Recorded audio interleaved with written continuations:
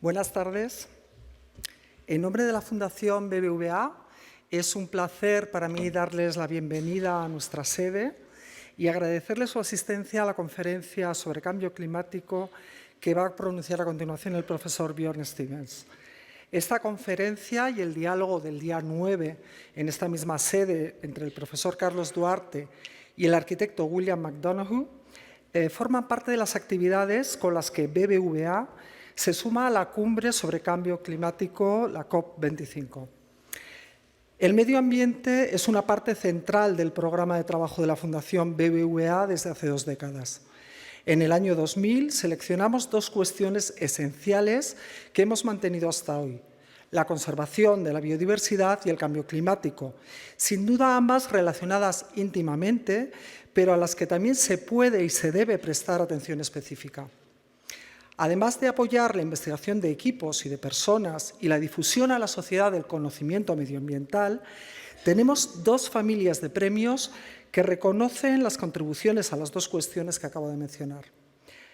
Desde 2004, los premios Fundación BBVA a la conservación de la biodiversidad reconocen actuaciones de conservación y sensibilización en España y Latinoamérica, y desde hace 2 años a escala global. Y este mismo año hemos creado un premio mundial de comunicación, el premio Biofilia, que en su primera edición ha recaído en el corresponsal medioambiental de la BBC, Matt McGrath. Nuestros premios Fronteras del Conocimiento reconocen la investigación de excelencia. 12 de sus galardonados han obtenido posteriormente el Premio Nobel y lo hacen en 8 categorías, incluidas las dedicadas a la ecología y la conservación de la biodiversidad y al cambio climático, que en sus 11 ediciones han distinguido, por citar solo alguno de los premiados, a William Brocker, Edward Wilson, Susan Solomon, William Nordhaus o Annika Senabe. Y precisamente desde el comienzo mismo de los premios Fronteras del Conocimiento, hace más de una década, el profesor Stevens ha presidido el jurado internacional en la categoría de cambio climático. Bjorn Stevens es director del Departamento de Atmósfera en el Sistema Terrestre de la Sociedad Max Planck, la principal organización científica pública de Alemania, donde además dirige el Instituto de Meteorología. Es catedrático de la Universidad de Hamburgo y antes fue catedrático de Ciencias Atmosféricas en la Universidad de California en Los Ángeles. Le agradecemos mucho que, a pesar de su apretada agenda y con un margen de antelación escaso, haya aceptado nuestra invitación para compartir con todos ustedes su visión sobre el estado de la ciencia del cambio climático, que precisamente es el tema de su último paper, que está a punto de publicarse. Al término de la conferencia tendrán ustedes ocasión de trasladar sus preguntas directamente al profesor Stevens, al que sin más dilación invito a subir al estrado. Profesor Stevens.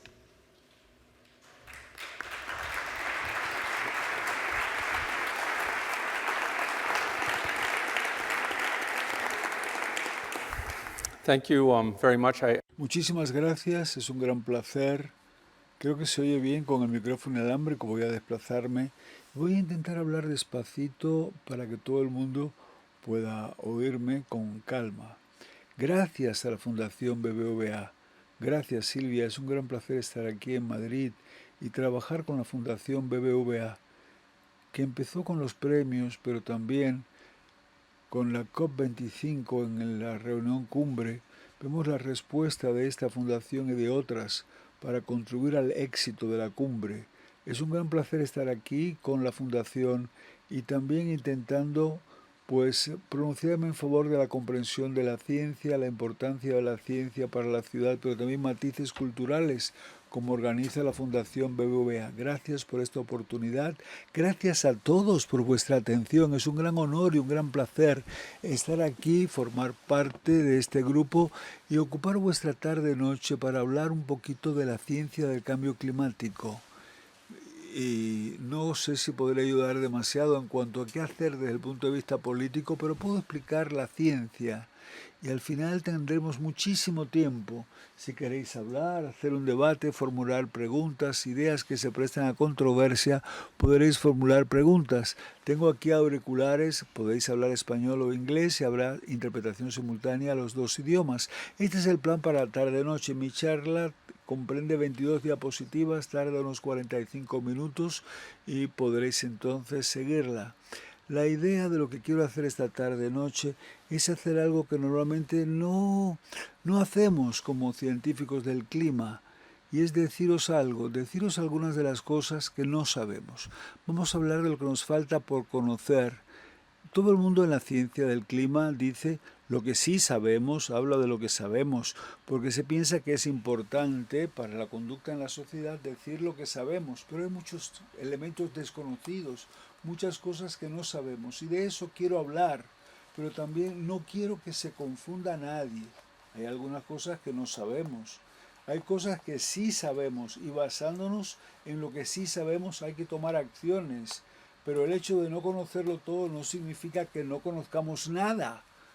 Lo que voy a hacer primero es deciros algo de lo que sí sabemos para recordar lo conocido y luego vamos a hablar de aquello que desconocemos. Y vamos a empezar ahora.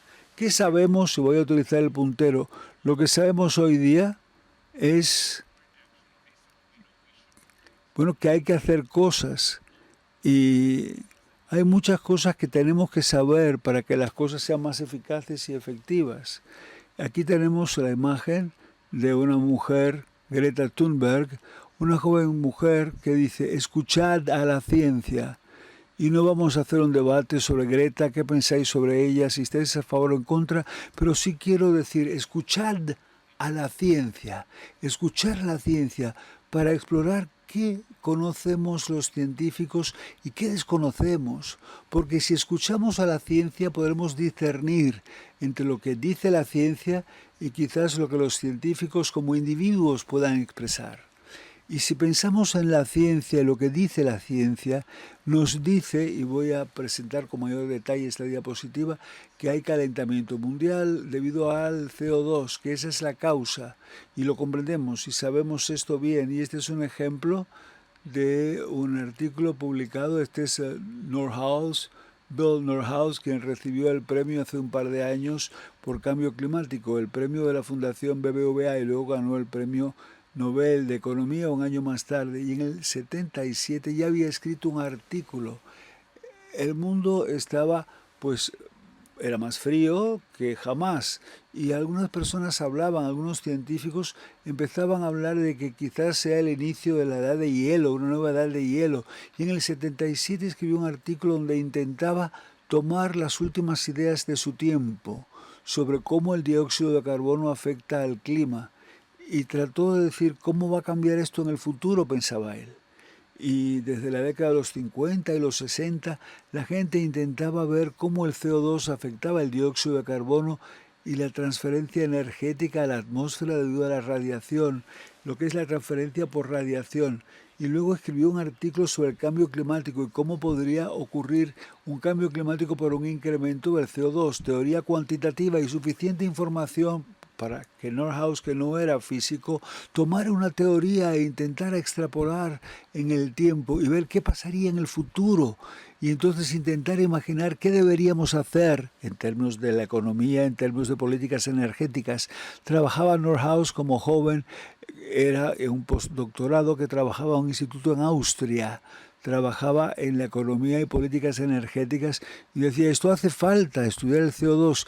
Hizo esa gráfica y vemos la temperatura en el eje de las ordenadas y 1 grado más, y luego 2 grados, 3 grados, 4 grados, y luego tomó el mejor estimado de la temperatura, esta es la línea en negro, y dijo cómo había cambiado en el tiempo hasta que escribió su informe, que fue en el 75, y vemos cómo baja desde la década de los 50. Y ahora comprendemos la razón por la que bajó, fue por un periodo de mucha actividad volcánica desde el año 60, varios volcanes, y hubo desde el punto de vista de la polución industrial, la contaminación industrial, la gente justificaba la bajada de temperatura, pero hubo la idea en la comunidad científica y varios laureados de la Fundación BBVA plantearon que era todo relativo al CO2. Escribió esta curva en el 77 y dijo, así esperamos que suba el CO2 y cuando la concentración del CO2 sea un 50% superior a la que tenemos hoy día, espero que la temperatura se equilibre en este valor. Y entonces intentaba imaginar el futuro, decía Nordhaus. Esta línea en azul es, digamos, una idea, la mejor idea en cuanto al cambio. La predicción era buena porque con herramientas muy sencillas pudo predecir unas respuestas fundamentalmente correctas.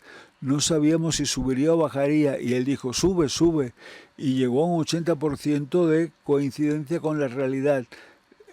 Y la temperatura él planteó que era un poquito superior a la que es en realidad. La gente dice que se cambia más rápido de la ciencia. Yo no diría que coincide con este gráfico, porque él decía que para el 2020 habría más calor del que en realidad hay, según Nordhaus. Pero su predicción fue muy correcta, escribió varias líneas. La línea en azul es cuando dijo, bueno, el clima varía año tras año, década tras década, varía el clima y para hablar de algo detectable necesitamos un grado de calentamiento fuera de lo que sería la variación normal. Y si no queremos ser tontos, probablemente tendríamos que mantener la temperatura por debajo de 2 grados de incremento. Vemos lo que cita y dijo, parece razonable que limitemos un calentamiento a 2 o 3 grados por encima de lo que era en los últimos años, los últimos 100.000 años, porque temperaturas diferentes de lo que jamás se había experimentado se estaban constatando. Y entonces íbamos a un lugar donde no se sabría qué pasaría.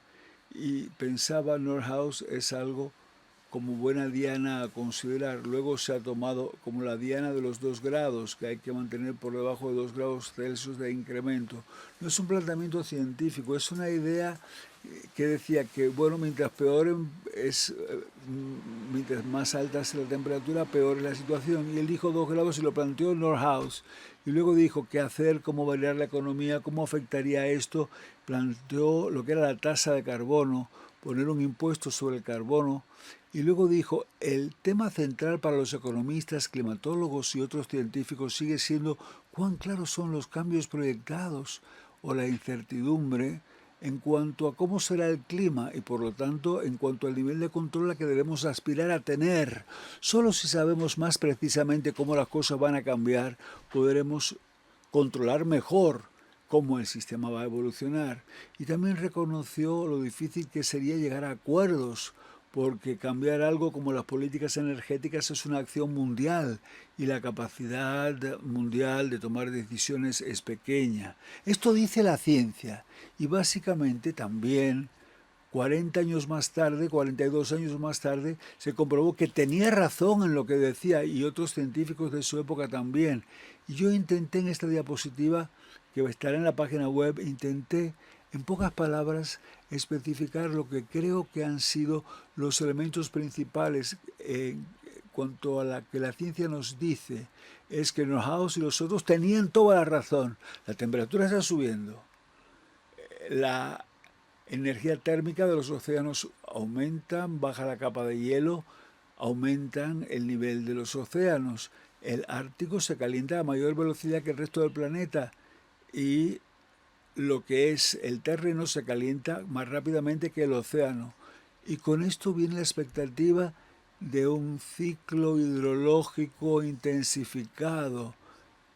Y para comprender un ciclo hidrológico, si tenemos un día de lluvia, te vas a quedar, habrá frío, pero bueno, en términos de mojarte, imagina que es un día de lluvia. Puedes estar al norte de Noruega.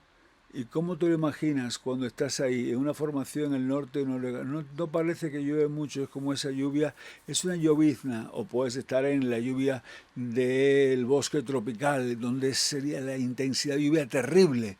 Y lo opuesto, si tú estás en un lugar, bueno, pues si estás en un lugar para secar las manos, lo colocas en un lugar que es un secador de manos, caliente o frío, es la física de lo que es el ciclo hidrológico y lo que lo intensifica, la capacidad de la atmósfera a mayor temperatura es tal que esperamos extremos hidrológicos cuando hay temperatura más elevada, es lo esperado, o bien lo observado.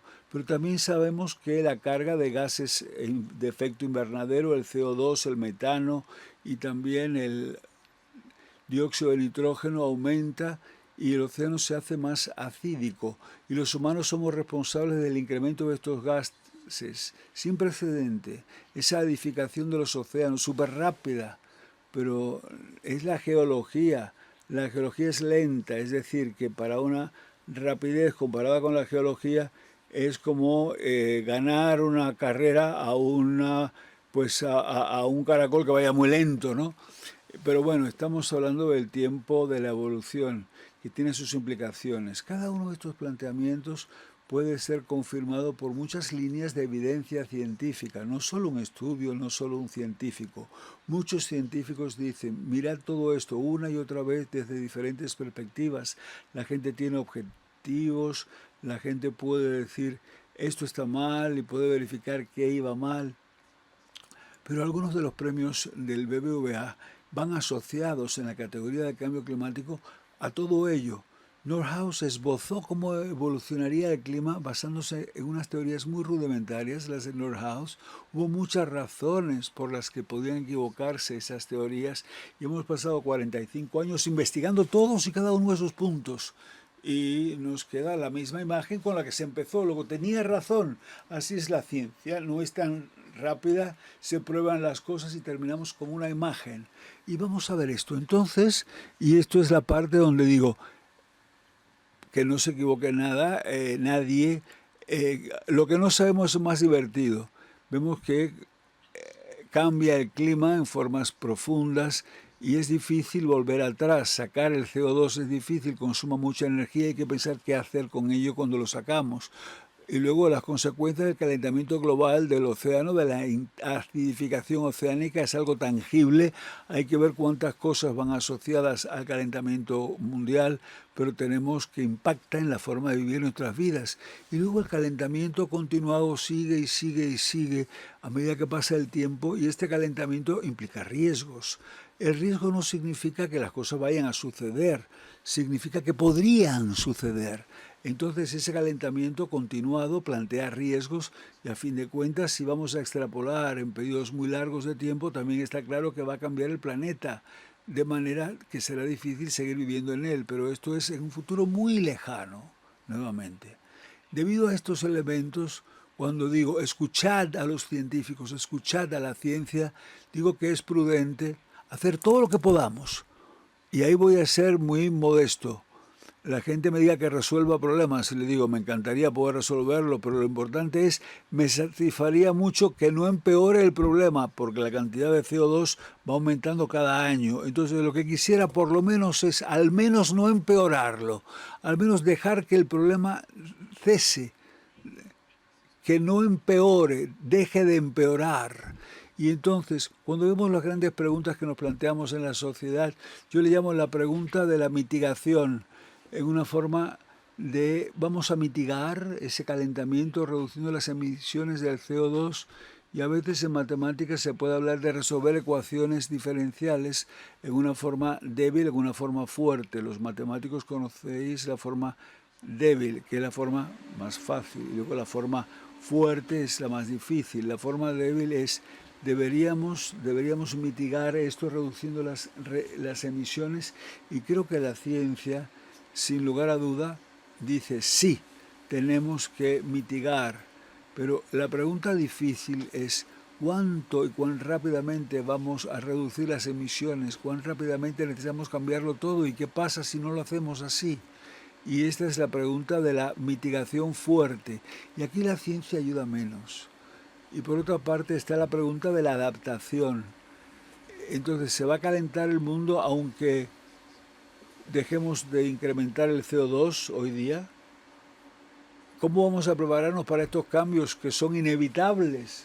El sistema está fuera de equilibrio y entonces se va a seguir calentando. ¿Qué significa esto? ¿Qué pasa con el calentamiento? ¿Cómo nos adaptamos? ¿Cómo nos preparamos? ¿Qué sorpresa nos depara el futuro?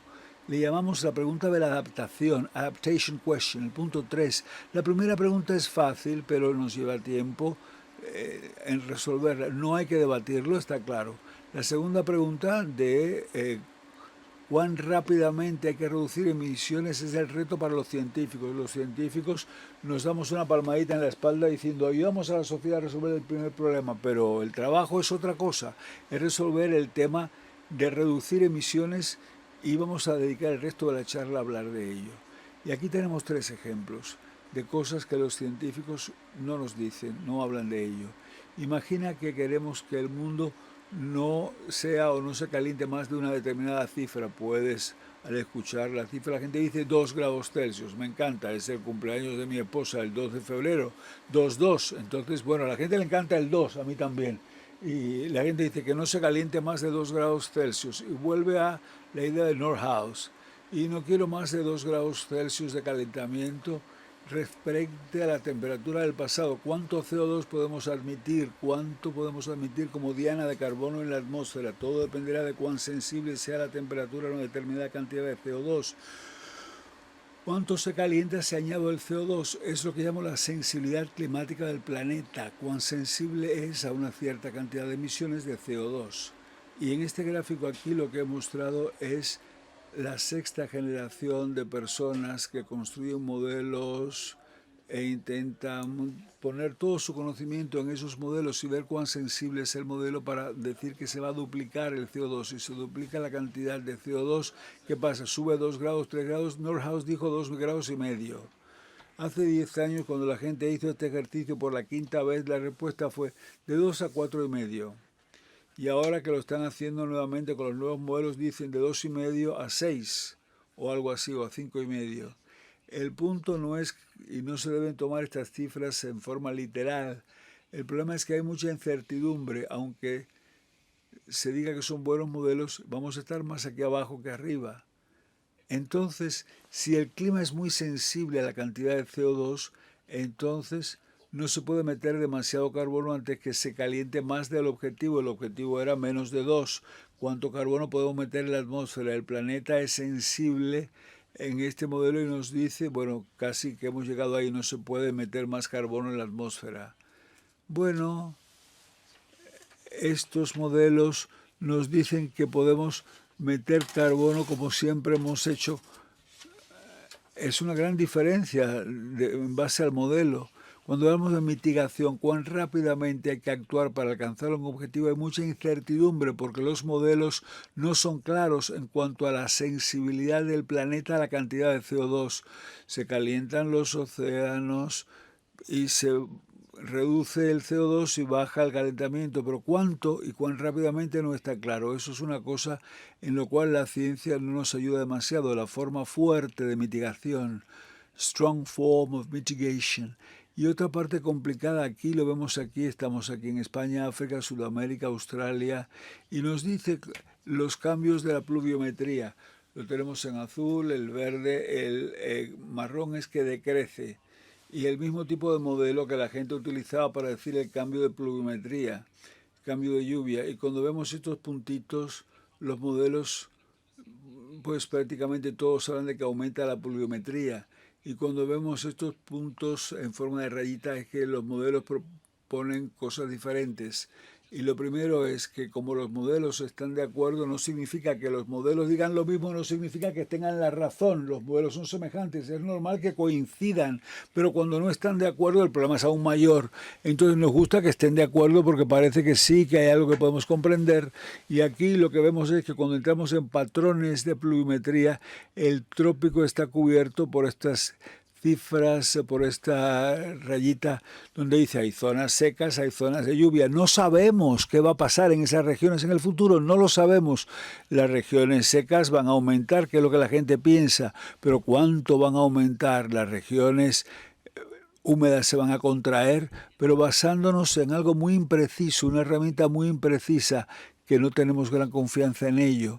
Y entonces nos preguntamos en el cambio climático en los trópicos. Poca cosa podemos decir con gran grado de confianza en cuanto al futuro.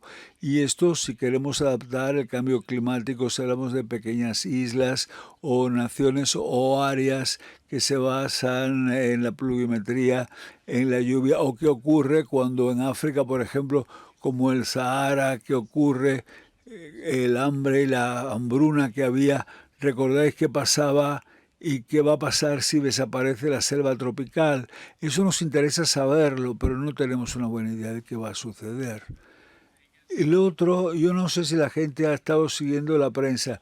Cuando leemos, voy a hacer aquí una encuesta, es divertido porque tuvimos el Día de Acción de Gracias en los Estados Unidos y nosotros, aunque vive en otros sitios, celebramos el Día de Acción de Gracias. Y le pregunté, estaba mi hija y algunas personas, miembros de la familia, y ellos eran pues adolescentes, y se preocupaban todos por el cambio climático. Y le pregunté a la gente, imagínate el cambio climático que calentare mucho más rápido que la gente imagine.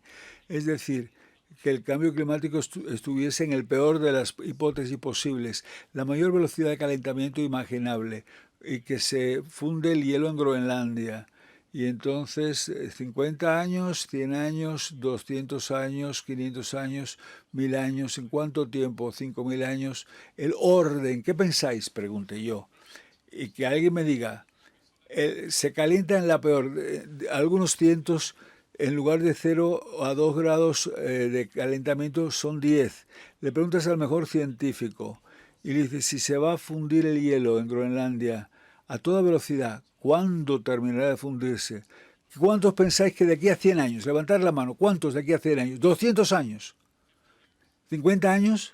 Entonces la respuesta es, si se funde a toda velocidad, algunas personas quieren decir que se podría fundir en 1000 años o en 1500 años, pero yo soy más prudente y digo que se va a fundir de aquí a 10.000 años. Entonces estamos hablando de una enorme cantidad de hielo y hablamos de 10.000 años, pero en el debate público es difícil ponerlo en perspectiva y tenemos la impresión de que si el mundo no deja, si pasamos a más de 2 grados, catástrofe, pensamos todos. Pero aparte de ser el cumpleaños de mi mujer, ¿hay algo especial con la cifra 2 cuando hablamos de cambio climático? Es algo que también queremos saber y lo he dibujado porque tenemos esa idea del 1,5, el objetivo del 1,5, menor de 1,5 o menos de 2. Y la gente se pregunta, ¿qué diferencia hay entre 1,5 y 2? Y normalmente yo diría la diferencia entre 1,5 y 2 es que si multiplicas 1,5 aquí por 4 tercios te da 2. La diferencia es un 33%, es la forma de un matemático ver la diferencia. Pero cuando pensamos en el peor de los casos posibles, la hipótesis es que 2 es mucho más que, bueno, pues multiplicar 1,5 por 4 tercios. Es algo que no nos sentimos confiados del todo. Y es fácil especular sobre cuál sería el peor escenario, la peor posible hipótesis, el peor caso. Y no se puede confundir el peor caso con el más probable. Que se caliente es cierto que se está calentando y no es bueno, pero hay poca ciencia para apoyar la idea de que de alguna forma algo mágico cambia en 2 grados centígrados. Y esto es lo que la ciencia no nos dice todavía. Y entonces, ¿qué podemos hacer y por qué? Tenemos la idea, queremos saber cuánto CO2 podemos meter en la atmósfera para seguir por debajo de un cierto grado de calentamiento. Queremos comprender cómo son los patrones de temperatura. Vamos a tener acaso una cascada de catástrofe cuando se llegue a una temperatura crítica, pero por el momento no estamos en una posición para responder ninguna de esas preguntas. Mi pregunta para vosotros es, ¿por qué es así? ¿Y qué podemos hacer? El por qué, y voy a dar un ejemplo. La respuesta está aquí. Nuestros modelos, los modelos que utilizamos para ayudarnos a interpretar, los modelos que usamos para predecir el futuro, son en cierta medida inadecuados para responder a la pregunta. Y aquí os quiero plantear un ejemplo lúcido, claro, son ejemplos que la gente no muestra. porque muestra lo que no sabemos, pero es divertido. Vamos a ver lo que no sabemos. Este ejemplo, como científico del clima, cuando hay un problema difícil, y vosotros conocéis física, y cuando hay un problema difícil que resolver, lo primero que debemos hacer es intentar que el problema sea más fácil. Si tienes un problema difícil que no comprendes, intentas convertirlo en un problema fácil que sí comprendas. Y lo sigues haciendo y lo sigues haciendo hasta intentar comprender algo y tratar de resolver aquello que comprendes. En la ciencia del clima es así. Y tenemos modelos muy sofisticados, océanos, corrientes, vegetación que aumenta cuando llueve y que muere cuando no hay lluvia, y los fuegos forestales y el transporte y las montañas y las capas de hielo y todo interactuando uno con otro en una forma muy compleja. Pero vamos a simplificar el problema. Y el problema es simplemente vamos a quitar toda la tierra y vamos a decir que hay agua, no dejamos que el agua se mueva y especificamos la temperatura del agua, una cierta temperatura del agua, y sacamos mucha complejidad. Simplemente cubierto por agua, el planeta Tierra, con una temperatura del agua que es como, bueno, pues más caliente en el Ecuador y más fría en los polos. Tomamos esto, llevamos el modelo y produce lluvia. Y hacemos el experimento con el modelo. Este es uno de los modelos sofisticados que utilizamos para evaluar el cambio climático, pero está en una configuración simple. Y tomamos el modelo y aumentamos la temperatura en todas partes 4 grados. Y vemos cuánto llueve. Y luego vemos la diferencia y comparamos. Y es lo que vemos aquí. Esta es una diferencia en pluviometría de ese acuaplaneta, planeta acuoso. Diferencia cuando es 4 grados más caliente que la temperatura de control. Y lo que vemos en el modelo es que llueve mucho más en el Ecuador. La lluvia se centra en el Ecuador y en las partes laterales hay zonas muy secas. Y basándote en el modelo esperas que se contraiga toda esa zona de lluvia hacia el Ecuador y esté más seco en los alrededores. España aparecería en esa frontera, pero estas latitudes están secas. Sucede lo que sucede cuando te acercas a los polos, es otra cosa, como uno más caliente. Vemos que el Ecuador, vemos que el azul oscuro son 3 milímetros al día. Es decir, más húmedo, más húmedo, más húmedo, y es la cantidad que tienes. No es una distribución equitativa. Hay más lluvia en los trópicos, pero aumenta la cantidad global y baja la misma cantidad aquí. Entonces, bien, veis que eso era un modelo. Pero ¿qué pasa si hacemos la experiencia con otro modelo? Y tenéis que recordar que los modelos son más semejantes que diferentes. El mundo real es más complejo. Y nuestros modelos, bueno, el modelo sería el modelo 1, estaría así de lejos del modelo real. Se aproxima mucho. El modelo 2 está pegado al modelo 1. Los modelos son mucho más semejantes uno al otro que el mundo real. Lo que intentamos resolver es cómo se comporta este otro. Es decir, creo que tiene sentido. Y hacemos otro modelo y digo, vale, de acuerdo. Entonces, quizás sean las aseveraciones del modelo. Vamos a ver qué pasa. Esto es un artículo publicado en Science hace unos 6 años. Publicado por nosotros. Y esto es lo que tenemos. ¿Lo veis? Si vives en los trópicos no tiene sentido utilizar estas herramientas porque este dice que va a llover más en el Ecuador y este dice que en el Ecuador, bueno, mayormente es más seco y en parte en los flancos del Ecuador se contrae la lluvia y es como si las bandas se alejaran. Si vemos la mitad del mundo, la mitad tropical del mundo, los dos modelos son como el día y la noche, totalmente diferentes. Esos dos modelos no tienen nada que ver uno con el otro y te da mucha confianza de que los modelos, pues realmente, cómo controlar. Si vives en una región polar, aquí, el modelo puede estar bien porque asumes que están mejor en las latitudes, la forma de la física funciona mejor ahí arriba. Y vemos que coincide un poquito y hay un consenso ahí arriba. Y podrías decir, bueno, dos modelos que son extremos, pero cuando vemos todos los modelos ya no sería tan malo. Y aquí tenemos varios modelos, 6 modelos diferentes.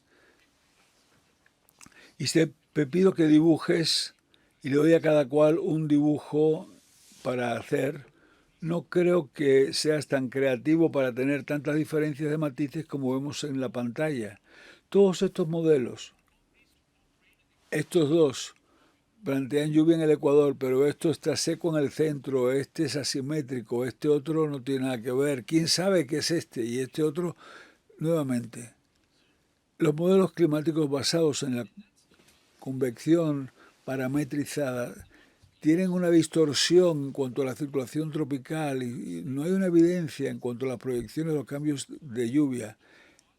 Esto que parece el flujo casi horizontal que va del calor del polo al Ecuador, la inestabilidad y todo ello, todo esto se hace utilizando las leyes del movimiento que sabemos que son ciertas, pero grandes partes de los modelos basándonos en esa idea de como colocas tu dedo al viento y sabes que bueno, en el trópico debe llover y son reglas empíricas y hacemos lo mejor que podamos y entonces sacamos ideas muy buenas y cómo tú defines tus reglas tiene una gran influencia en el resultado.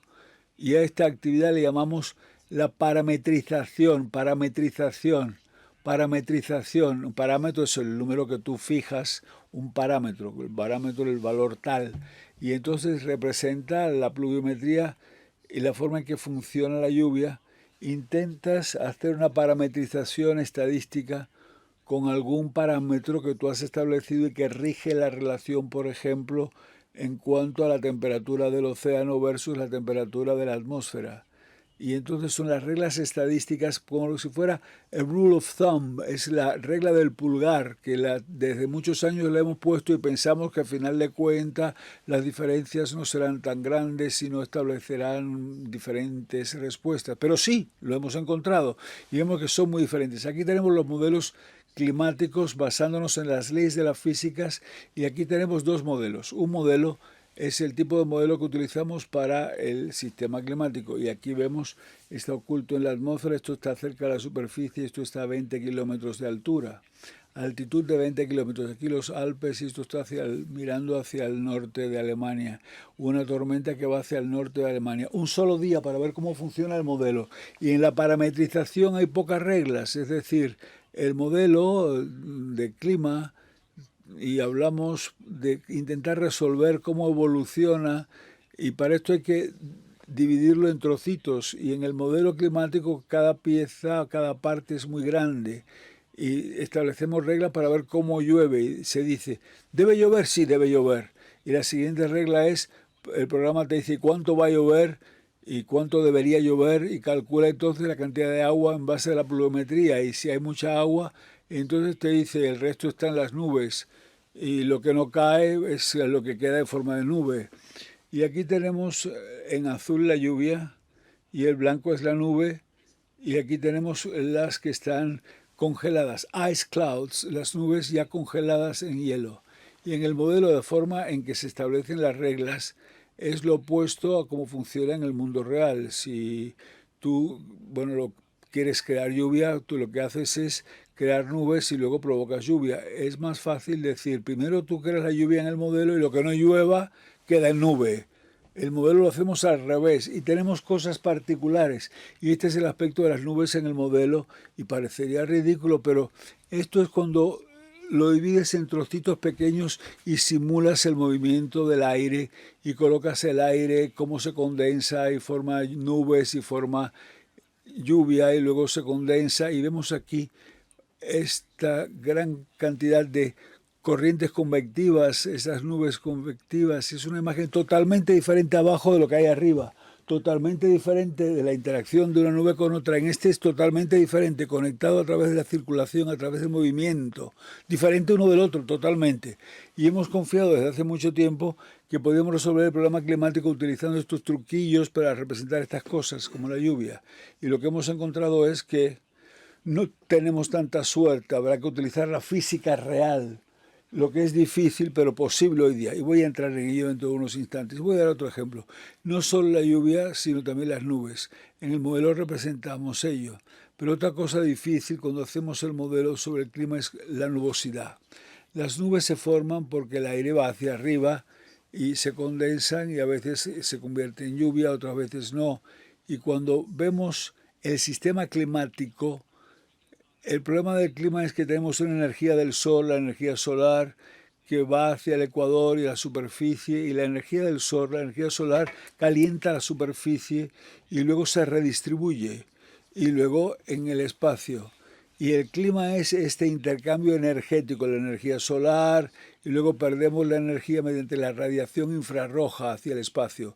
Las nubes van a modular o van a afectar esa relación. Si hay muchas nubes, no hay tanta intensidad luminosa, no llega tanto la luz del sol. ¿Cuántas nubes vamos a tener entonces?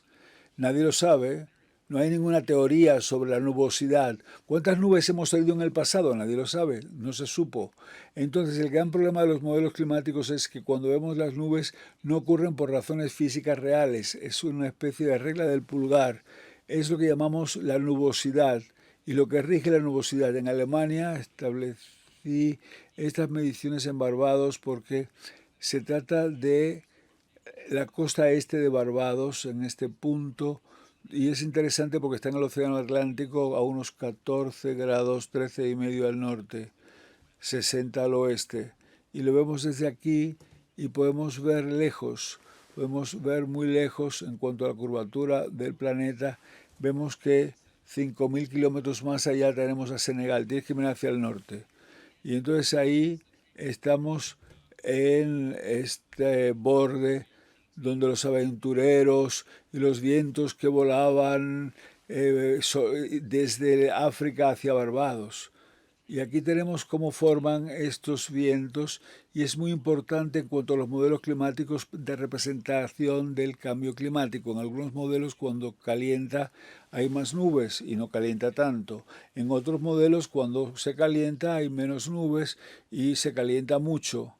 Entonces dijimos, quizás habrá que medirlo, ¿no? Y ver si podemos aprender y conocer algo. Y debido a esto tuvimos esto. Y es mucho mayor, es un radar y tenemos diferentes radares, diferentes sistemas de cámaras para medir irradiación. Estamos midiendo la nubosidad y para ver cómo nos dicen cómo son estas mediciones. El radar arriba y un día aquí, cada hora, estuvimos midiendo y lo que nos dice es que eso es la altura. No va a demasiada profundidad, solamente a 3 kilómetros, como si fuera una montaña alta de 3, 4 kilómetros. La de los Pirineos llegan a 3.000 metros, entonces, como estos son 2.000, 2 kilómetros.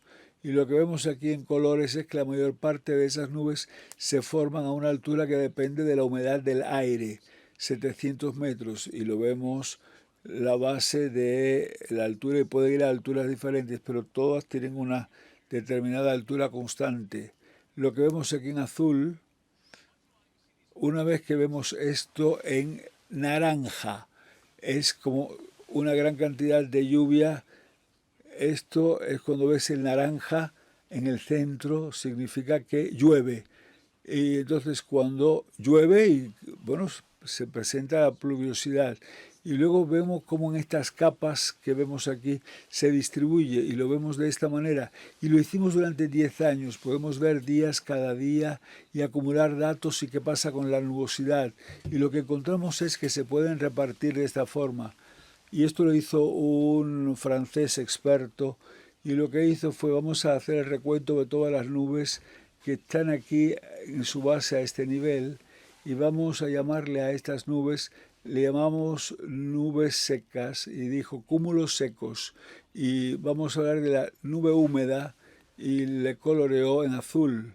Y las que aparecen aquí arriba las separó de la parte de abajo y dijo son las estratiformes y le vamos a llamar verde. Y vamos a ver cuántas hay naranjas y cuántas hay estratiformes y vamos a ver las azules. Y entonces aquí hay muchas naranjas y mayormente el número máximo es de 1 kilómetro. Y las verdes que son las nubes estratiformes, aparecen aquí alrededor de 2 kilómetros y las otras a una mayor profundidad. Y luego se hace el ciclo diario cada hora del día y vemos cómo varían las nubes. Y lo que se encuentra aquí es que si vemos las naranjas, a mediodía, cuando la intensidad solar es muy importante, absorben mucho calor y estas nubes entonces desaparecen. y vemos que hay menos, baja el número de esas. Y lo que vemos también es que cuando baja el sol, las nubes azules aumentan, pero las estratiformes también aumentan y por la noche aumentan, de forma que si se suman todas estas variaciones y vemos la nubosidad, los cambios se componen de 3 partes, de 3 cambios, pero por la mañana es la mayor nubosidad y es porque a estas les encantan la nocturnidad por razones que no voy a explicar. Les encanta la nocturnidad a estas nubes y durante el día desaparecen esas nubes.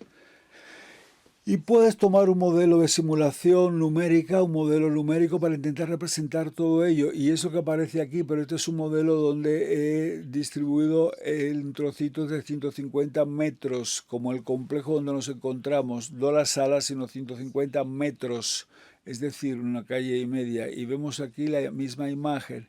Estas son las horas del día desde las 9 de la mañana. Aquí tenemos el mediodía, aquí tenemos la puesta del sol y el color te dice la nubosidad. Y luego, de esta manera, vemos dónde están las nubes. Y de esta manera, ¿qué nos dice esto? Tengo el color verde aquí. Y nos dice que hay muchas nubes. A las 5 de la mañana, a esa altura de 2 o 3 kilómetros. Y de hecho, no aparece color verde aquí. Hay pocas nubes a las 12 del día cerca de este nivel base. La imagen es como esta otra, las nubes son altas, aparecen en mayor cantidad a primera hora de la mañana, desaparecen a mediodía, se hace así la ciencia. Decimos, si tengo un modelo que pueda simular cómo se comporta, puede representar la realidad y hacerlo bien. Pero esto no es un modelo climático. Voy a mostrar cómo es y qué nos dice el modelo climático y lo vemos aquí. Ahora vemos la fracción de nubes simulada en Barbados. Y aquí tenemos los modelos climáticos. En lugar de tener estas pequeñas partes donde simulamos el movimiento del aire que compone nubes, hagámoslo mayor. Y lo que vemos aquí es que esta imagen puede tener este aspecto, pero es ligeramente diferente. Y luego lo hacemos aún mayor, 10 veces mayor. Esto es 20 veces mayor. Pero si vemos estas cifras, entonces yo diría que no es perfecto, cuantitativamente difieren, pero se intenta hacer lo mismo. Cuando tengo el modelo que sea 20 veces mayor el trozo, es difícil de representar lo que hace, pero se intenta. Desaparecen las nubes, al mediodía aparecen por la mañana. No es perfecto, pero intenta ir en la tendencia adecuada, vincula la nube al movimiento del aire. Los modelos del clima funcionan de esta forma, pero no funcionan en trozos 20 veces mayor, sino 2000 o 20.000 veces mayor. La escala es 20.000 veces mayor. Y entonces en lugar de 150 metros son 150 kilómetros, 1000 veces mayor, 1000 veces mayor. Y entonces luego no se pueden conectar nubes a campos de movimiento. Hay que imaginar cómo son basándose en la temperatura media en una zona gigante. Y este es el aspecto como nuestro modelo climático.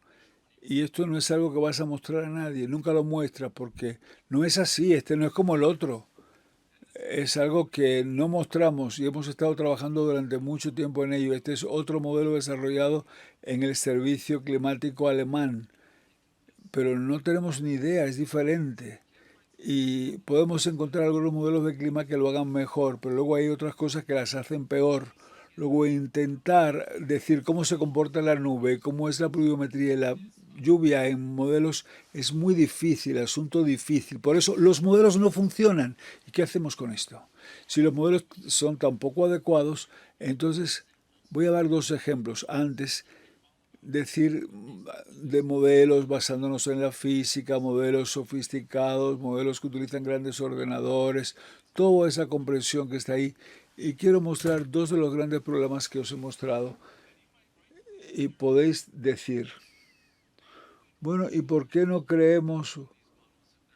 ¿Por qué si son tan malos los modelos creemos en ellos? Y esta es la reacción de la gente. Cuando ven estas cosas dicen, si los modelos no merecen ser creídos, ¿por qué creo en ellos? ¿Y por qué le voy a creer a usted lo que me diga en cuanto al cambio climático? Lo primero es que el cambio climático no se basa en esos modelos, se basa en teorías simples y en observaciones sencillas.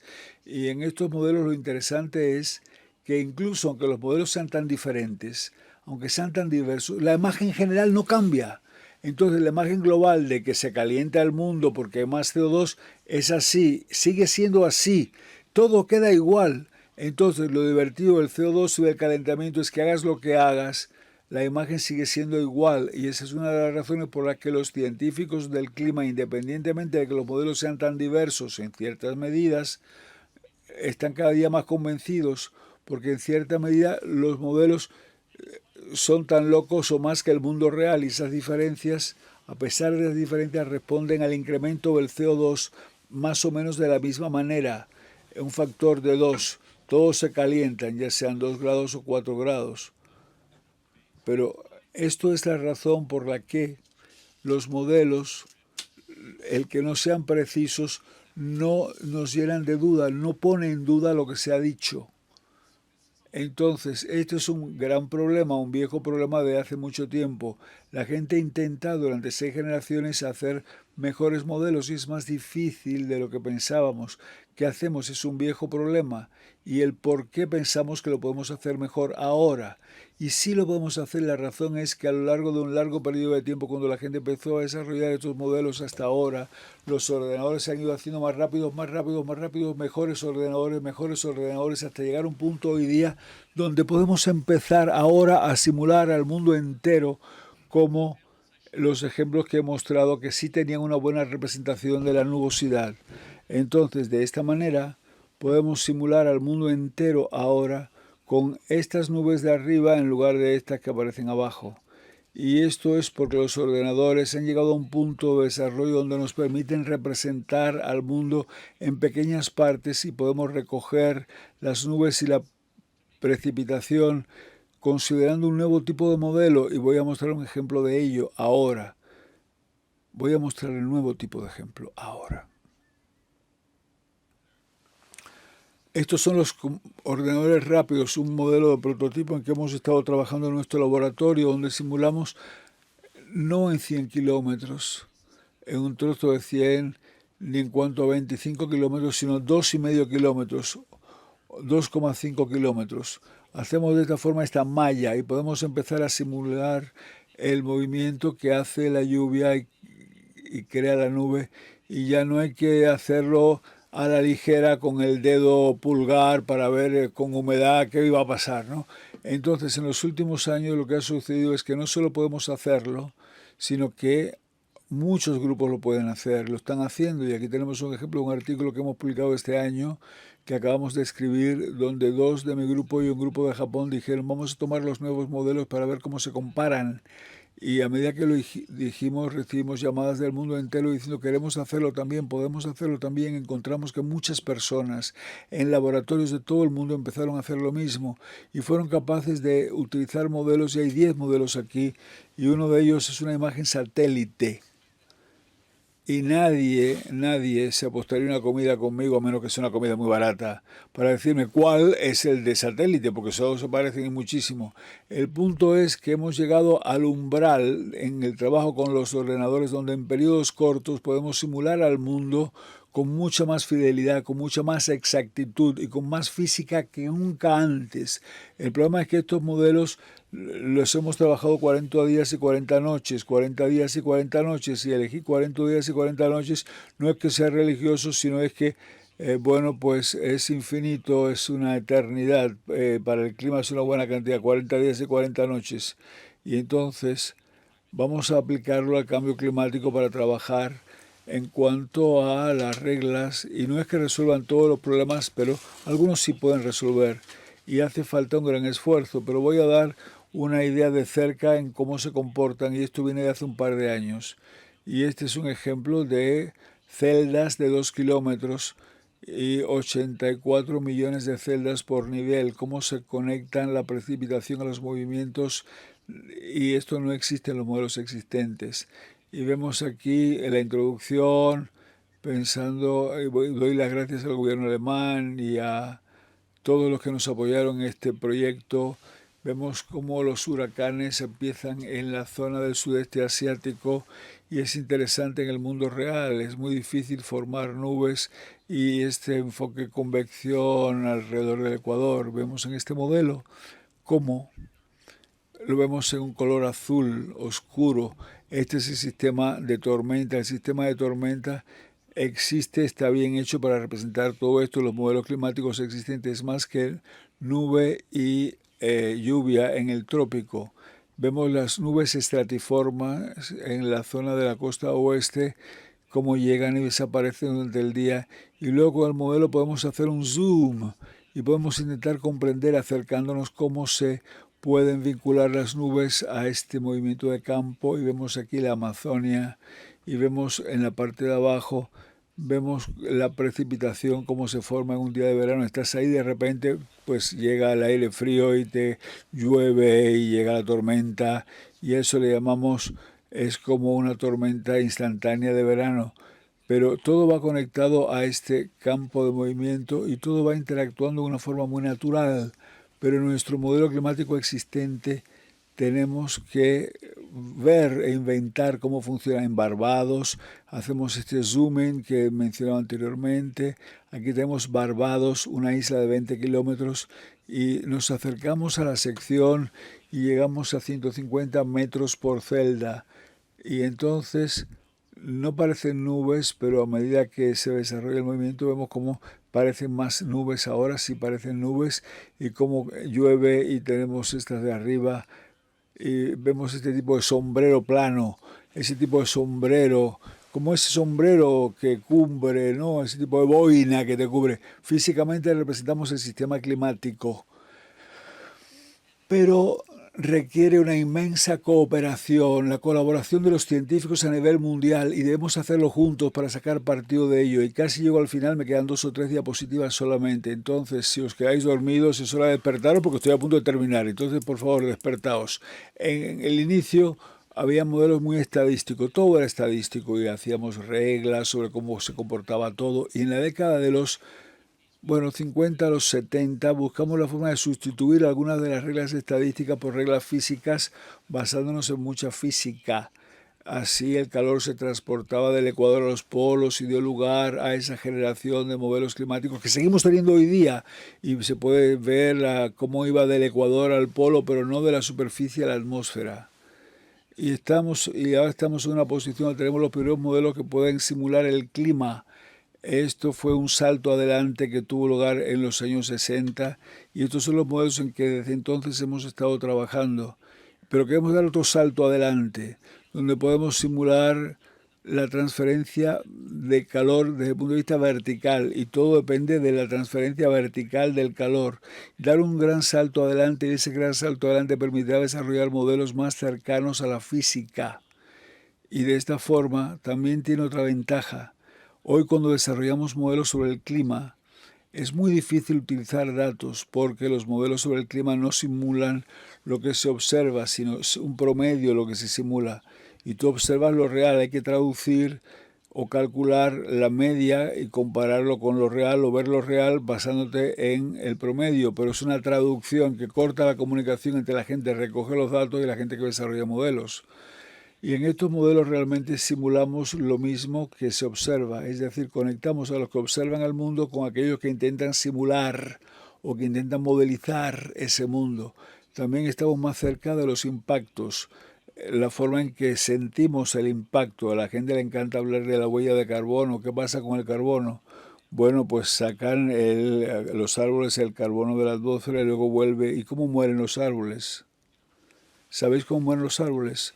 Una de las formas de morir es que una tormenta les tira y se quedan podridos cuando han sido derribados. Para derribarlos hay que simular una tormenta, y en estos modelos se pueden simular la escala de movimiento que influye sobre el sistema climático en una forma importante, y ofrece la mayor probabilidad de tener una imagen menos borrosa del cambio climático y tomar una acción prudente, guiándonos para tomar una acción prudente basándonos en datos. Los problemas requieren mucho esfuerzo computacional, requiere una gran coordinación de nuevas instituciones de apoyo. Lo hacemos todo el tiempo. Decís, necesitáis más dinero, pero bueno, cuando pensamos en el clima es como una paradoja. tenemos 20.000 personas en Madrid que están hablando de cambio climático. ¿Y sabéis qué hacen? Se basan en modelos que llevan grupos universitarios y algún profesor en una cierta universidad, un laboratorio de algún país dice, tengo un modelo y voy a hablar del futuro y voy a comparar con los demás. Eso no es una forma de hacer frente a un problema serio. ¿Qué importa si el modelo sea bueno o sea malo? Está ahí en el servidor. Cualquiera diría, todo el mundo quiere tener su modelo, todo el mundo mete un modelo, todo el mundo es una forma amateur de hacer frente a un problema serio. Y cuando tenemos problemas serios en la ciencia en el pasado, tenemos respuestas serias. Si queremos comprender lo básico del problema, cómo se crea el universo, tenemos que buscar y hemos decidido dedicar cientos de metros cuadrados en la frontera francesa-suiza para crear el gran acelerador de hadrones. O cuando queremos ver el origen del universo, se construyó observatorios muy grandes como el Extremely Large Telescope, que es parte del observatorio del sur de Europa. Enormes instalaciones que ponen en reto nuevas cosas a la humanidad, mirar las cosas, nuevas cosas. Si queremos la energía de la fusión, hemos construido ITER, hemos construido la instalación para analizarlo. Si es una buena idea o no, se puede prestar. Hay un proyecto sobre el cerebro humano, es una batería a nivel europea, está LIGO. Entonces, Europa necesita un esfuerzo conjunto para estudiar la ciencia del clima. Y yo digo que desde el punto de vista científico no se puede decir lo mismo por el momento en cuanto a la ciencia del cambio climático. Por eso algunos de nosotros decimos, Europa necesita un esfuerzo concertado, un esfuerzo unido, todos trabajando en ello, y eso es como un CERN para el cambio climático. Y volvemos a mi última diapositiva. Sí, hay que escuchar a la ciencia, sí, pero si queremos escuchar a la ciencia tenemos que escuchar con claridad lo que nos dice la ciencia y lo que la ciencia no dice.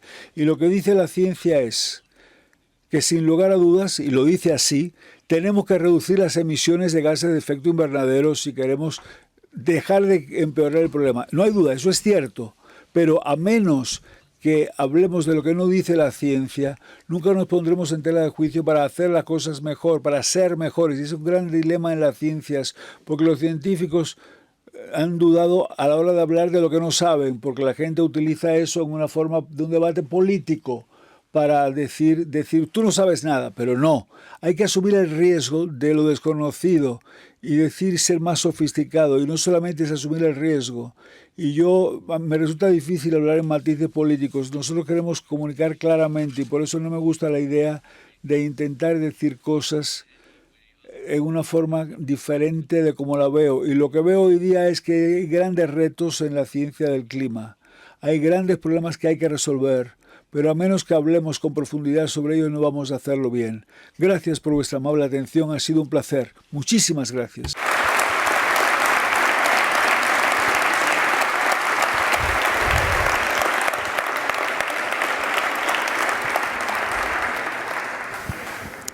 So I said I would lead the question. Bien, he dicho que empezaría el periodo de preguntas y que lideraría yo el debate. Aceptaremos algunas preguntas y luego propongo, y si no estáis de acuerdo, levantar la mano. Quizá alguna gente tenga que marcharse, tenga que hacer cosas, cenar. Entonces, unas pocas preguntas y luego que la gente pase dentro de 5 o 10 minutos y haga sus cosas. Y luego me quedaré aquí por si acaso hay alguna más. Hay una pregunta aquí mismo y otra al fondo. Primero el hombre, el señor de la chaqueta gris y la camisa amarilla. La energía nuclear como alternativa, aunque sea de forma provisional, porque bueno, la energía nuclear no emite gases. Sí, repito.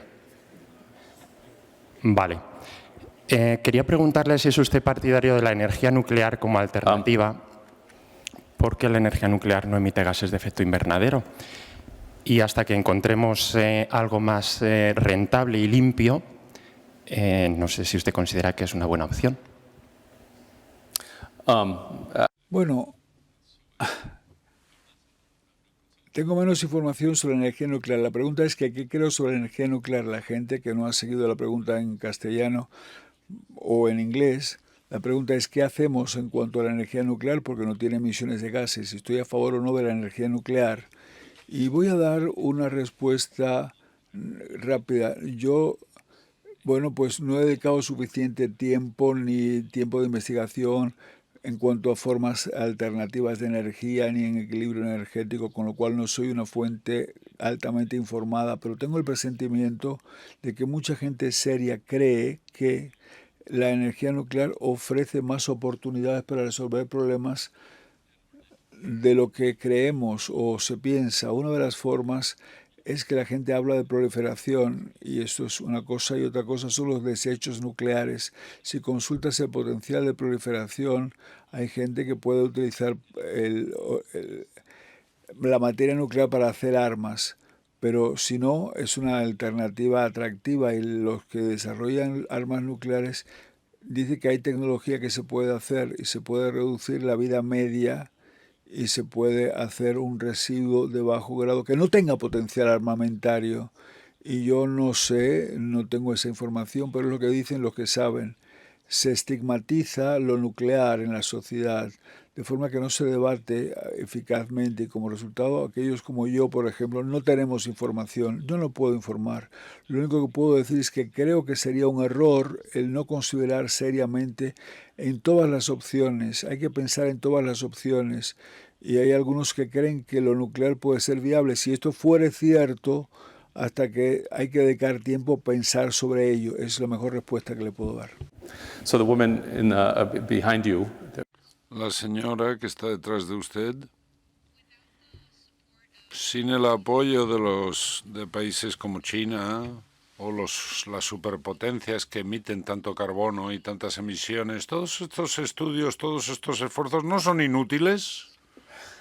Probablemente. Bueno, sabe usted, esto en la primera diapositiva se planteaba y creo que está ahí todavía, ¿no? La primera diapositiva, ¿qué hace y qué dice la ciencia? Lo que decía Nordhaus en el 77.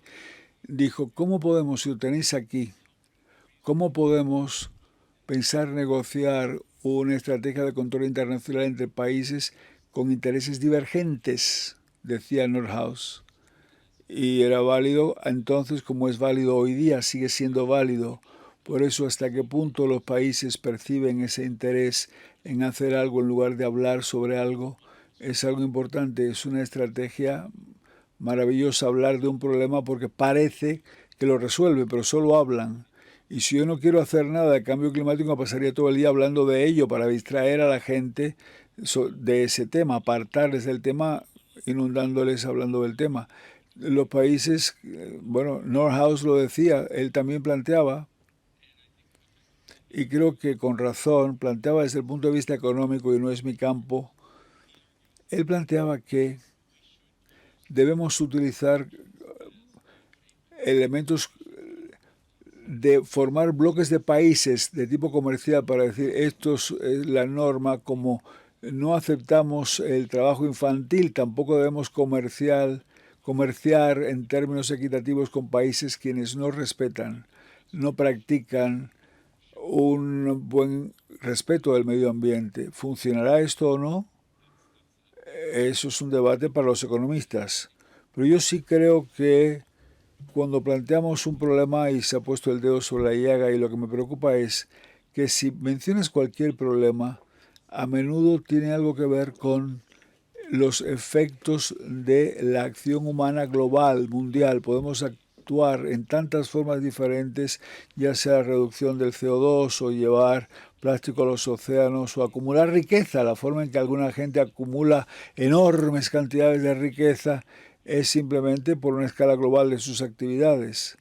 Y estos problemas son muy difíciles de controlar porque no se puede regir a nivel mundial. Entonces, antes trabajamos y vivíamos localmente. Si lo hacías mal, tenías un control local. Es decir, si tú tirabas la basura a la calle, entrabas en problemas. Hoy día puedes actuar mundialmente, pero tienes poca capacidad en forma mundial de influir las acciones de la gente, sobre las acciones de la gente. Por eso su pregunta es una pregunta que lleva una larga respuesta para decirle que sí, que es un problema que hay que resolver. Here we had a question, and then I would. Había otra pregunta y luego después de esta pregunta, dos más, y entonces ya lo dejamos y el público se puede ir a cenar. De la sensibilidad climática, la que era la quinta o la sexta. Bueno, donde estaba la de los diferentes modelos, esa, sí. Bueno, parece que en la sexta, digamos, revisión de la sensibilidad climática no solamente ha aumentado, sino que hay más dispersión. Entonces, la pregunta sería la siguiente. Vamos a ver, en el informe del IPCC 2018 habla de que hay un límite de unas 500 gigatoneladas para aumentarlos 1,5 grados y unas 1.100 para aumentar 2 grados. Pero claro, entiendo que estará hecho con el modelo 5, pero con el modelo 6 esas cantidades a emitir globales entiendo que son están teniendo lugar las negociaciones climáticas, son menores de estas que, digamos, de las que publicó el IPCC en el año pasado, el octubre de 2018, ¿no? Me gustaría que reflexionara o nos comentara sobre este tema. Yeah, Sí, por supuesto. Su pregunta ha sido, cuando pensamos en el carbono, y dígame si me equivoco, su pregunta ha sido si pensamos en el carbono que podemos emitir antes de que la temperatura aumente un número de grados, todo dependerá de cuán lejos, todo dependerá, y tengo tantas herramientas aquí, pero en este gráfico, depende de esta sensibilidad climática. Si el modelo es muy sensible, significa que no se puede emitir mucho carbono antes de llegar a esa temperatura que quieres evitar llegar a ella. Y si es poco sensible, si tienes sensibilidad baja, puedes emitir más carbono y 2 o 3 veces más antes de alcanzar esa temperatura umbral. En la IPCC, el panel intergubernamental de cambio climático que intenta recoger la comprensión de los científicos, están estimados de cuánto carbono se puede emitir antes de que el mundo globalmente se caliente más de lo debido. Y tenemos estos modelos y aquí vemos los modelos que tienen una gran dispersión. Estamos menos seguros si pasas de un modelo, hay menor certeza de la que teníamos antes. Y si es así, en cierta medida algunos modelos sugieren que ya hemos emitido más carbono del permitido emitir para tener 1,5 grados de incremento. El problema bueno es que sabemos que no hay razón buena para tomarlo como un valor de fe, como un valor real, por las razones que he dicho, porque se basan en nubes, lo que dije anteriormente. Cuando vemos los modelos que tienen una mayor sensibilidad aquí, casi todos, al menos uno, obviamente están fuera. Y si estás fuera de lo normal es que cuando tú ves aquí el calentamiento, un gráfico de este tipo, y lo ploteas con el tiempo, todos estos modelos de alta sensibilidad se calientan más rápidamente de lo que se ha calentado el mundo en los últimos 30 años. Luego hay razón para descartar esos modelos, pero es un planteamiento triste cuando se han pasado 30 años intentando mejorar modelos y ahora lo único que podemos decir es que, bueno, podemos desarrollar y tirar algunos modelos, que es la posición que estamos ahora, hacer nuevos y tirar los viejos. Tienes razón, si piensas en este gráfico, los que tienen una mayor sensibilidad sugieren que tenemos menos CO2 para emitir del que pensábamos, pero hay una buena razón para no creer en esos modelos de alta sensibilidad. Pero no me toméis equivocadamente. Si decimos 2 grados es suficiente, estamos muy cerca de la frontera y hay que reducir el carbono urgentemente, hay que reducir la emisión de carbono urgentemente. more, and there was, I had one in the back. Bien, he dicho dos más, una al fondo y otra aquí en primera fila. Parece que los hombres quieren hacer más preguntas que las mujeres. ¿Hay alguna excepción? ¿Hay alguna mujer? Por favor, pero no os sintáis obligadas. Bien, vale, tenemos... Si realmente estáis cansados, 2 preguntas más y vamos a terminar. Estas preguntas y terminamos. En primer lugar, muchas gracias por esta charla tan interesante. Mi pregunta tiene que ver con los daños que sufren los ecosistemas. Vemos que hay muchos ecosistemas que se ven impactados localmente por el aumento de las temperaturas del agua, los corales, por ejemplo, los arrecifes de coral. Y la predicción del colapso de los arrecifes de coral, ¿en qué medida se asocian y vinculan con esos modelos que has explicado y todas las cuestiones que has explicado? Sí, creo que se ha traducido, pero voy a repetirlo. La pregunta era los ecosistemas. Cuando vemos los ecosistemas locales, ¿cómo? ¿Cuánto dependerán o cuánto dependerán de los tipos de modelos de que estemos hablando? La respuesta no es muy buena. Es decir, si vemos modelos tradicionales climáticos, no hay nada, prácticamente nada que podamos utilizar para predecir directamente, porque los ecosistemas como los arrecifes de coral responden a cambios de la temperatura a la superficie del mar e incluso un pequeño cambio. Si tomas esta comparación que teníamos aquí, por ejemplo, si tomas estos modelos, y este es el cambio de la temperatura, el calentamiento, pero si preguntas cuál era la temperatura en el siglo XX, difieren en 5 grados, porque es muy difícil llegar al valor de la superficie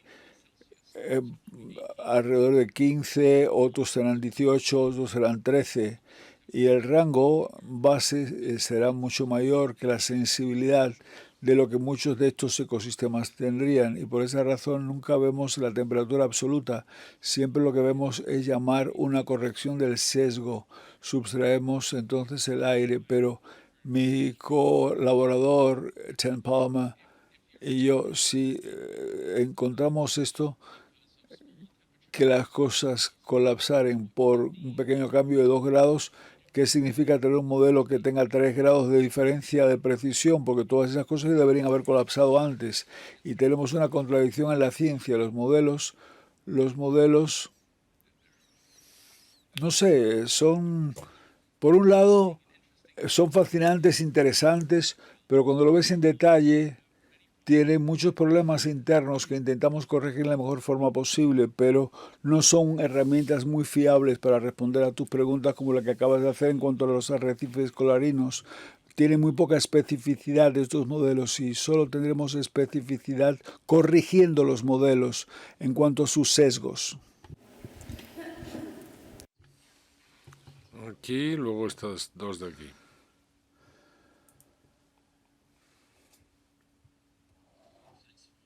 Muchas gracias por la charla. Me gustaría preguntarle dos preguntas en una. Una tiene que ver con esta pregunta que se acaba de hacer. Si los sistemas biológicos van a tener algún efecto buffer o de amortiguación sobre los modelos de clima. Y la segunda pregunta es si con los nuevos ordenadores y demás se podrá detectar puntos de inflexión en tus modelos o en los modelos.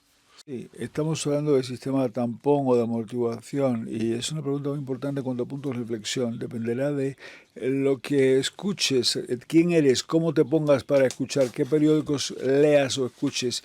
Puedes pensar que el mundo no hace nada en cuanto al cambio climático. Todo el mundo habla del problema sin hacer nada, nada ocurre. Y en alguna forma eso es cierto.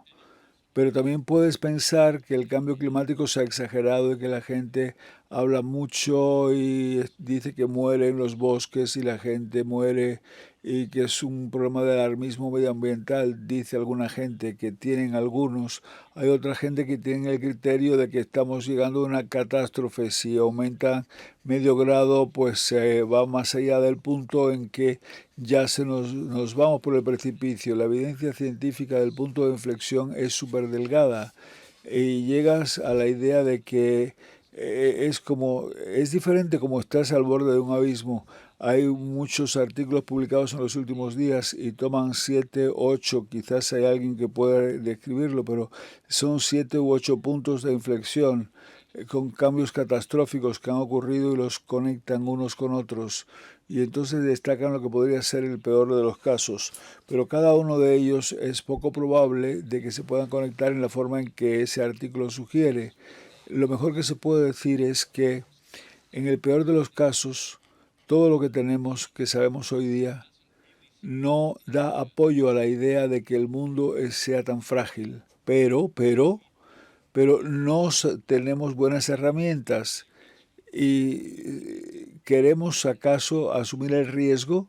La diferencia puede ser pequeña y las implicaciones catastróficas. Otra razón, tener un debate público me parece que hacen falta mejores herramientas, porque si no nos quedamos con especulaciones donde una gente dice se acaba el mundo mañana y otra gente que dice no, es usted un histérico, y no sabemos porque no tenemos herramientas adecuadas para un buen debate.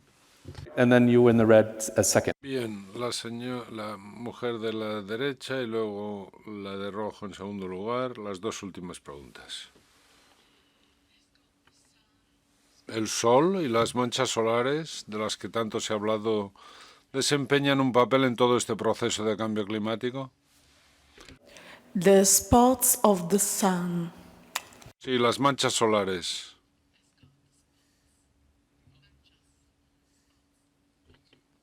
Spots. The sun as an activity. Yeah. Sí, la actividad solar y de las manchas solares. ¿Tiene una influencia sobre el clima?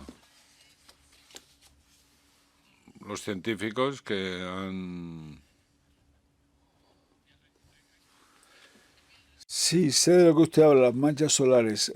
Algunos científicos escandinavos han ido planteando que los rayos cósmicos solares tienen una influencia en cuanto a la nubosidad y que afectan al clima, y hay un argumento de que las manchas solares cambian y que la actividad solar influye sobre el clima. Y el argumento fundamental de todo ello es que los cambios que esperaríamos si fuera incierto, aparte de que no hubiera el calentamiento, ¿qué pasa en la superficie? En algunos lugares hay una longitud de onda que se absorbe en la atmósfera muy alta y no vemos los cambios esperados o con la influencia esperada. Y por otra parte, en cuanto a la actividad de las manchas solares, es que nos explican las firmas o la impronta del CO2. Cuando vemos que causa el calentamiento, puedes pensar en otras cosas, es decir, que puedes decir que sale el calor del océano, que afecta el sol. Hay una serie de listas de cosas que la gente ha intentado estudiar. Una de ellas son los cambios de la actividad solar. Pero el problema de la actividad solar es que cuando hay más CO2 en la atmósfera, la parte de arriba, la estratosfera, se enfría y la troposfera se calienta. Y tenemos dos señales diferentes. Y esto viene del dióxido de carbono, pero no viene de cambios de manchas solares, no vienen de cambios solares. Entonces hay algunas personas que desarrollan argumentos y un laboratorio de idea donde dice que los rayos cósmicos cambian la nubosidad en forma adecuada para explicar los efectos de observados, pero creo que son los únicos que se creen lo que dicen, porque ha habido muy poco evidencia coloraria para apoyar lo que ellos plantean. Bien, la ultimísima pregunta y nos vamos a cenar. Es casi un comentario respecto a la divulgación científica.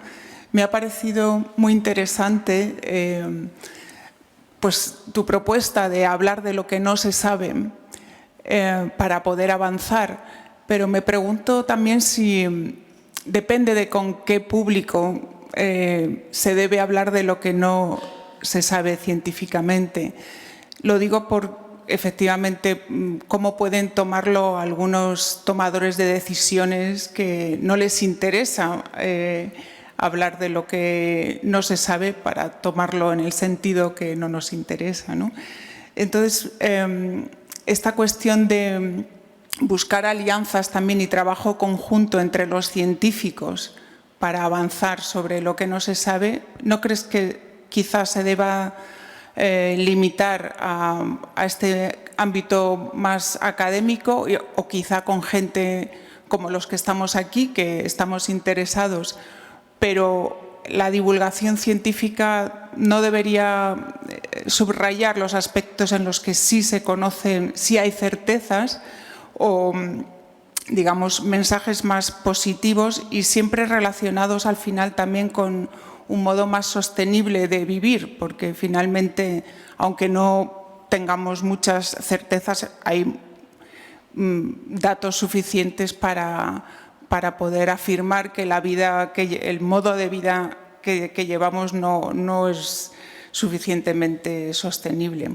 No sé si me he explicado, es un comentario más bien. No, it wasn't.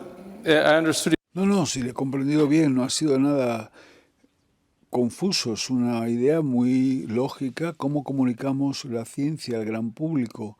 Es algo que los científicos del clima tenemos problemas siempre.